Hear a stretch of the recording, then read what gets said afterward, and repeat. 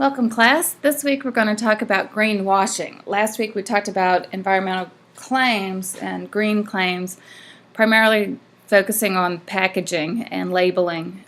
This week we're going to talk about companies who are using a green image to try to promote themselves as being environmentally friendly when in fact they're not. And this is what's termed as greenwashing. Oxford Dictionary defined greenwashing as the disinformation disseminated by an organization so as to present an environmentally responsible public image, when in fact they really are not. And Ford was accused of this when they came out with their Escape hybrid, and they used the campaign. Poor Kermie the Frog was really lambasted for doing this. It's not that easy being green, having to spend each day the color of the leaves. When I think it could be nicer being red or yellow or gold. It's not that easy being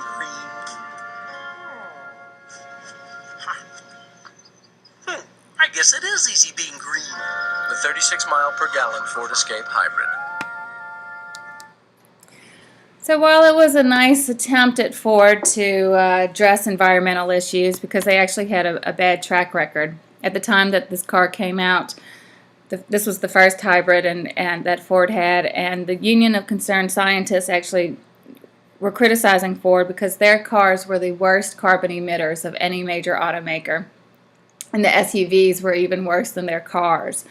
And to come out and have this hybrid is looking as though they're so environmentally friendly, when in fact the hybrid couldn't even compare to some of the standard SUVs for their carbon emissions.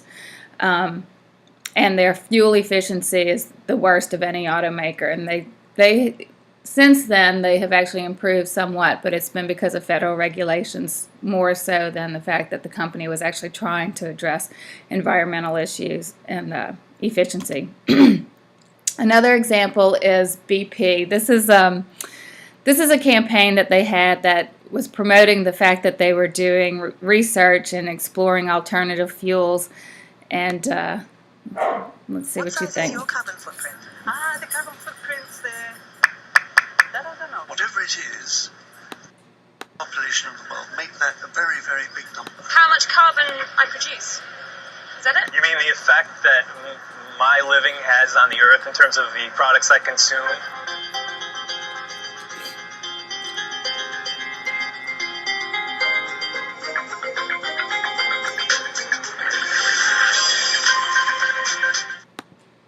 Now, I don't know if you noticed, but BP's messaging here is almost putting blame on carbon footprint on people rather than taking any responsibility for it themselves. In all of the interviews, people were saying, what can I do? What can I do? And as we all know, BP has a horrible, horrible history with spills, obviously the Gulf oil spill, but also they have done their efforts to try to restrict regulations on drilling and opening up national wildlife refuges for drilling has been just absolutely deplorable in the past. And they had a horrible, fatal explosion in Texas that once they investigated it, they realized that BP had actually, rather than inputting the environmental and safety controls that regulators had requested them to do, they fought them and appealed the regulations, and unfortunately there was a very fatal explosion in Texas during that time. They also have been found guilty of illegally dumping hazardous waste. This is just one example in the Endicott Island oil field, but there have been many other incidences, and then also their deplorable maintenance of the facility in Prudhoe Bay resulted in leaking as well. So the company has a horrible record on environmental issues, but they for a long time have been promoting themselves as being green. And the BP, British Petroleum, actually they tried to play off as being beyond petroleum and expressly talking about the research they were doing in alternative fuels, but it was just a very small percentage of their budget was devoted to this area. This is another hybrid vehicle. This is a Cadillac Escalade when they first came out with it, you just can't believe that a hybrid would be any more fuel efficient than any other. And this was the campaign they had. An advanced two-mode hybrid system. Check. 20 miles per gallon in the city while still seating 8. Check. The world's first full-size luxury hybrid SUV. Checkmate.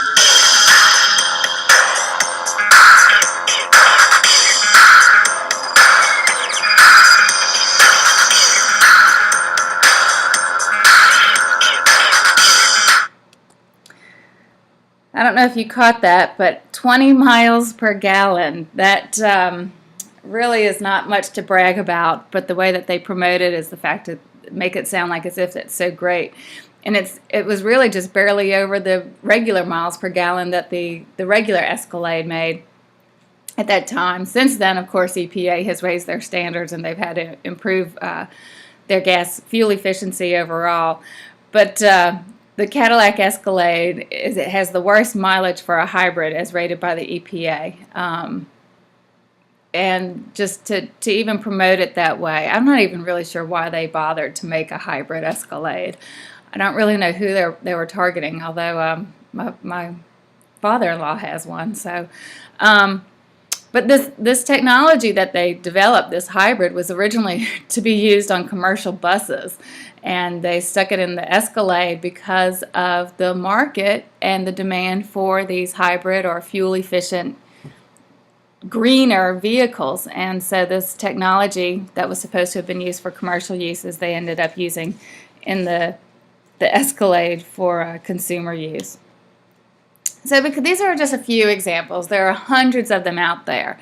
So there's actually the Enviromedia is an organization that was started by a professor who teaches advertising in California. I think it's California. Now that I say that, it may be in Texas, UT in Texas. But so they established this agency, basically, and the Greenwashing Index that allows consumers to post what you think are greenwashing examples. So go to the website. I have the link on Blackboard. Go to the website, look around, see if you can find some examples of greenwashing. Become familiar with the term greenwashing. Please watch the videos in the folder and read the article and see if you can find an example of greenwashing. Since you have to do a research paper for this course, you may want to consider looking a little closer at some of these companies or at greenwashing in general. There is a lot of information out there on greenwashing. So I hope that you've been enlightened a little bit about greenwashing and maybe a little bit skeptical now when you see some of these claims that companies will make. Thank you.